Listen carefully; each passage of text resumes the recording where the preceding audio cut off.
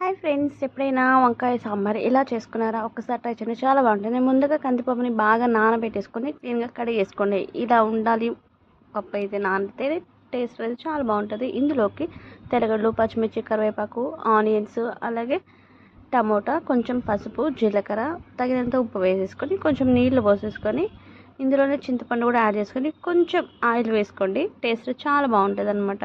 ఇప్పుడు కుక్కర్ మూత పెట్టేసుకొని ఒక 3-4 విజిల్స్ పెట్టేసుకోండి. ఇలా బాగా విజిల్స్ వచ్చిన తర్వాత చూడండి, పప్పు బాగా వేగిపోయింది. ఇలా బాగా స్మాష్ చేసుకోండి లేదా ఎనిపేసుకోండి.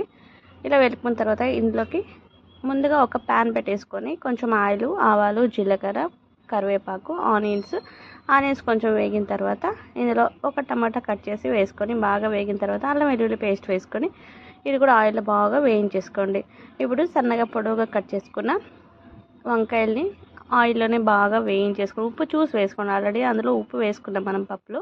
కొంచెం పసుపు, ఉప్పు వేసుకొని బాగా వేయించుకోండి ఆయిల్లో. ఇందులో తగినంత కారం వేసేసుకొని ముందుగానే మనం ఉడకపెట్టుకున్నాం కదా, ఆ పప్పుని ఇందులో వేసేసుకొని బాగా ఉడకనివ్వండి. వంకాయ ఆ పప్పులో బాగా ఉడికితే టేస్ట్ అనేది చాలా బాగుంటుంది అనమాట. చూడండి, ఇలా బాగా ఉడికిన తర్వాత లాస్ట్లో కొత్తిమీర వేసి గార్నిష్ చేసుకొని వేడివేడి రైస్లో వేసుకొని తింటే సూపర్ ఉంటుంది.